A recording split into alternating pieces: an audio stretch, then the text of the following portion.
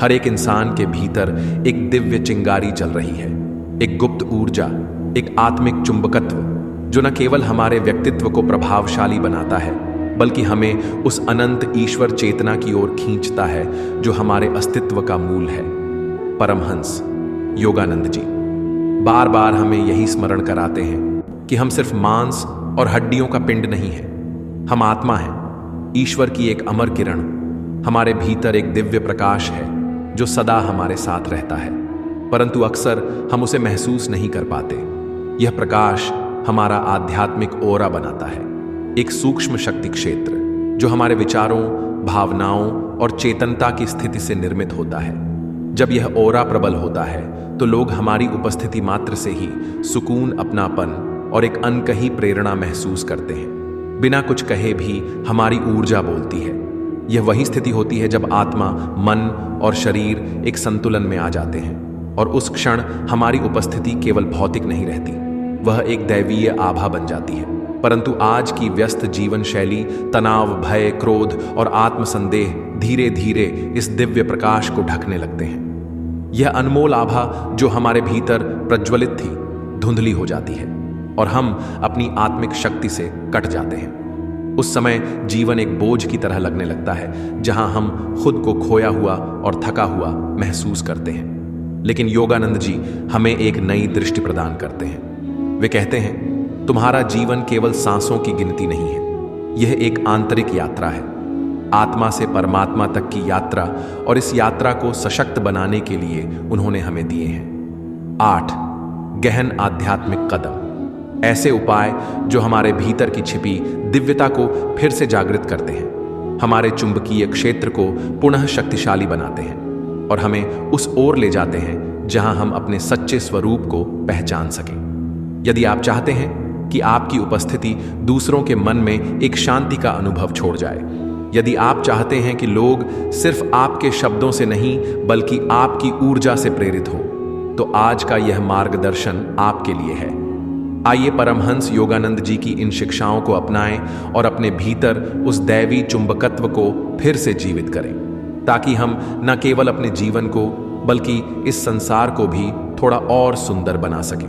अब चलिए सबसे पहले इस गढ़ रहस्य को समझें। वह क्या है जिसे हम आत्मिक चुंबकत्व कहते हैं? यह कोई साधारण आकर्षण नहीं बल्कि हमारी आत्मा की आंतरिक ऊर्जा का वह प्रकाश है जो हमारी उपस्थिति को बोलने से पहले ही प्रभावशाली बना देता है। हमारे शरीर के चारों ओर एक सूक्ष्म ऊर्जा क्षेत्र होता है जिसे प्राचीन समय से ही ओरा या प्रभा मंडल कहा गया है। यह ओरा हमारी मानसिक स्थिति, भावनाओं और आध्यात्मिक चेतना का जीवंत प्रतिबिंब है। यही कारण है कि जब हम किसी संत या उच्च चेतना वाले व्यक्ति के पास जाते हैं तो बिना किसी शब्द के भी हमें शांति, अपनापन और ऊर्जावान अनुभूति होती है। आपने कभी देवी देवताओं की तस्वीरों में उनके सिर के पीछे एक चमकदार मंडल देखा होगा जिसे हम हेलो या आभा मंडल कहते हैं। यह कोई मात्र कलात्मक कल्पना नहीं है, यह उस दिव्य चेतना की अभिव्यक्ति है जो उनके भीतर से प्रकट होती है। आज विज्ञान भी स्वीकार करता है कि हर जीव, चाहे वह एक वृक्ष हो, पशु हो या मनुष्य, उसके चारों ओर एक इलेक्ट्रोमैग्नेटिक फील्ड यानी विद्युत चुंबकीय क्षेत्र होता है। यदि एक छोटा सा मैग्नेट भी अपने आसपास प्रभाव फैला सकता है तो हम जो विचारों, भावनाओं और चेतनता से भरे हैं, हमारी ऊर्जा कितनी सशक्त हो सकती है, इसकी कल्पना कीजिए। परमहंस योगानंद जी ने स्पष्ट रूप से बताया कि यह ऑरा केवल शारीरिक स्तर पर नहीं होता बल्कि यह हमारी आत्मा की सजीव लहर है। जब यह ऑरा साफ, संतुलित और प्रकाशमान होता है तो लोग स्वतः ही आपकी ओर आकर्षित होते हैं। आपकी उपस्थिति उन्हें एक ऐसी अनुभूति देती है जो शब्दों से परे होती है, जैसे कोई पुराना अपना मिल गया हो, जैसे कोई दिव्यता पास आ गई हो। लेकिन जब हम नकारात्मक सोच में फंस जाते हैं, चिंता या तनाव हमारे मन को ग्रसित कर लेते हैं और हम खुद पर संदेह करने लगते हैं, तो ये प्रकाश मंद होने लगता है, ओरा गंदला और अस्थिर हो जाता है और लोग अनजाने में ही हमसे दूर महसूस करने लगते हैं। वे कोई स्पष्ट कारण नहीं बता सकते, पर एक असहजता, एक दूरी मन में आने लगती है। लेकिन यह स्थिति स्थायी नहीं है, यह बदल सकती है। योगानंद जी कहते हैं कि यदि हम अपनी चेतना को शुद्ध करें अपने विचारों को संतुलित करें और रोज आध्यात्मिक अभ्यास करें तो यह खोई हुई दिव्यता फिर से जाग सकती है। हमारा चुंबकीय ओरा फिर से चमकने लगता है और तब हम केवल एक व्यक्ति नहीं बल्कि एक दिव्य प्रेरणा बन जाते हैं। अब मैं आपको लेकर चलूंगा उस यात्रा पर, 8 आध्यात्मिक उपायों की यात्रा पर जो आपके भीतर छिपी उस दिव्य शक्ति को निखारने में सहायक होंगे। पहला कदम, नेत्र संपर्क को बनाएं। एक आत्मिक संवाद। हमारी आंखें केवल देखने का साधन नहीं है, वे आत्मा के द्वार हैं। जब आप किसी की आंखों में गहराई से प्रेम और सच्चाई के साथ देखते हैं तो आप उनके भीतर छुपी आत्मा से सीधा संवाद करते हैं। यह केवल एक सामाजिक कला नहीं बल्कि एक आध्यात्मिक तकनीक है। आपकी चेतना की शक्ति दूसरे व्यक्ति तक संप्रेषित होती है। योगानंद जी कहते थे कि एक साधक की दृष्टि में इतनी शक्ति होती है कि वह दूसरों के भीतर सोई हुई चेतना को भी जगा सकता है, लेकिन अधिकांश लोग आंखों में देखकर बात करने में झिझकते हैं। क्यों? क्योंकि नजर मिलाने का मतलब है खुलापन, ईमानदारी और गहराई, और हम इनसे डरते हैं। इस डर को आसान बनाने के लिए आप एक छोटा अभ्यास कर सकते हैं। जब भी किसी से बात करें, उनकी आंखों के रंग को ध्यान से देखें। क्या वे गहरे भूरे हैं, हल्के नीले या हरे रंग की हल्की झलक लिए हुए? यह साधारण सा अभ्यास आपके ध्यान को असहजता से हटाकर एक शांत फोकस की ओर ले जाएगा और आप सहजता से उनकी आत्मा से जुड़ सकेंगे। यह नेत्रों से आत्मा तक की यात्रा है और आत्मा से में प्राण शक्ति का प्रवाह सहज हो जाता है। यह आपकी चेतना को उच्च स्तर पर ले जाता है, जिससे आपका ऑरा और भी तेजस्वी बनता है। इसका अभ्यास कैसे करें? जब आप खड़े हो तो अपने पैरों को जमीन पर मजबूती से टिकाएं, कंधों को पीछे ले जाकर सीधा करें, लेकिन कठोर न बने। गरिमा और सहजता साथ होनी चाहिए। एक गहरी शांत सांस लें, जैसे भीतर से कोई कह रहा हो, मैं तैयार हूं। पूरी तरह जागरूक बैठते समय भी अपनी पीठ को सीधा रखें, हाथों को खोलकर आराम से रखें। अपनी मुद्रा में खुलापन और स्थिरता लाएं। आपकी चाल में भी शांति हो, कोई जल्दबाजी नहीं, कोई घबराहट नहीं। आप जैसे हर कदम से यह संदेश दे रहे हो, मैं अपनी आत्मा की उपस्थिति में चल रहा हूं। यह सिर्फ दूसरों के लिए एक प्रभाव नहीं है, बल्कि आपके भीतर जागने वाली एक नई शक्ति, एक नया आत्मविश्वास और एक नई ऊर्जा का संकेत है। तीसरा तरीका, अपनी आध्यात्मिक ऊर्जा को उच्च स्तर पर ले जाना। हमारा शरीर, हमारा मन, यह सब केवल एक सतह है। हमारा सच्चा स्वरूप ऊर्जा है, चेतना है, एक ऐसी कंपन, वाइब्रेशन जो हर पल हमारे विचारों, भावनाओं और साधना से आकार लेती है। परमहंस योगानंद जी ने क्रिया योग के माध्यम से यह स्पष्ट किया कि जब हम अपनी चेतना को शुद्ध करते हैं तो हमारी ऊर्जा केवल सकारात्मक नहीं बल्कि ईश्वरीय हो जाती है।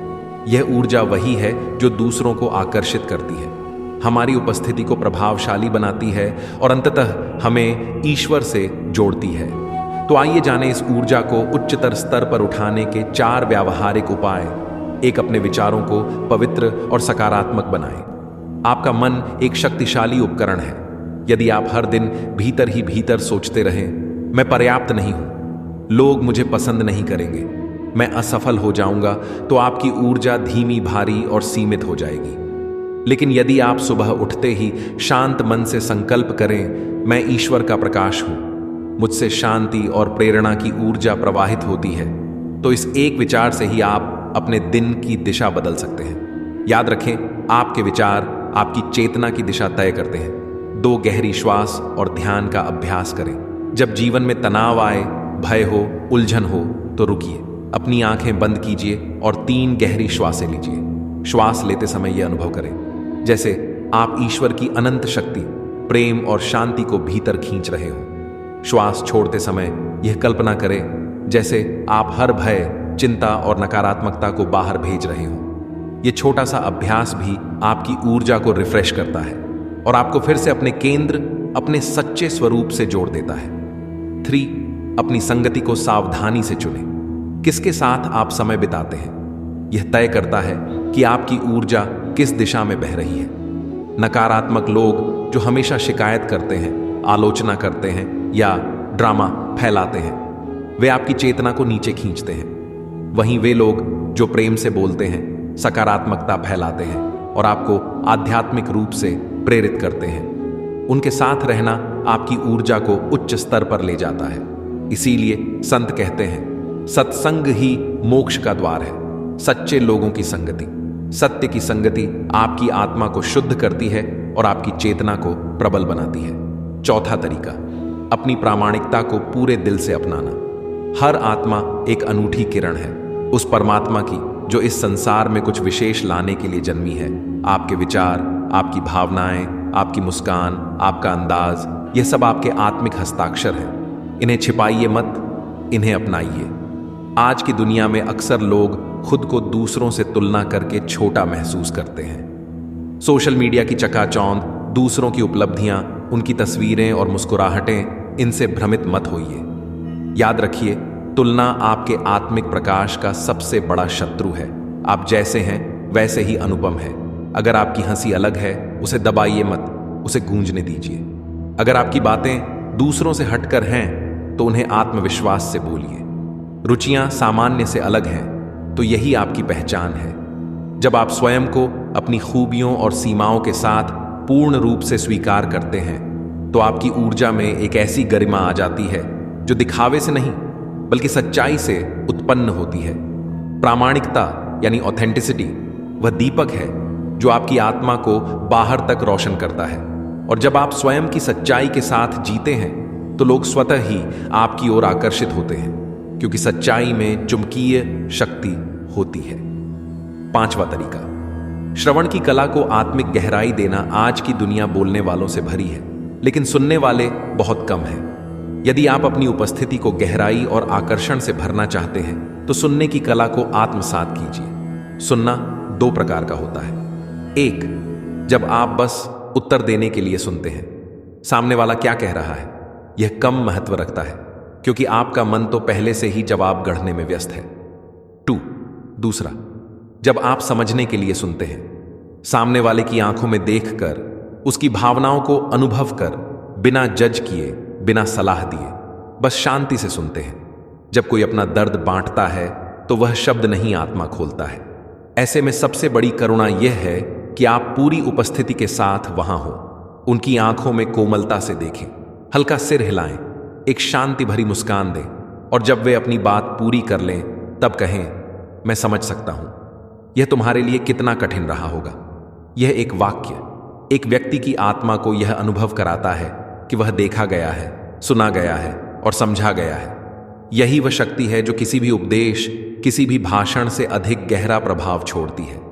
जब आप इस तरह सुनते हैं तो आपकी उपस्थिति एक पवित्र आश्रय बन जाती है, जहां लोग सिर्फ बातें नहीं करते बल्कि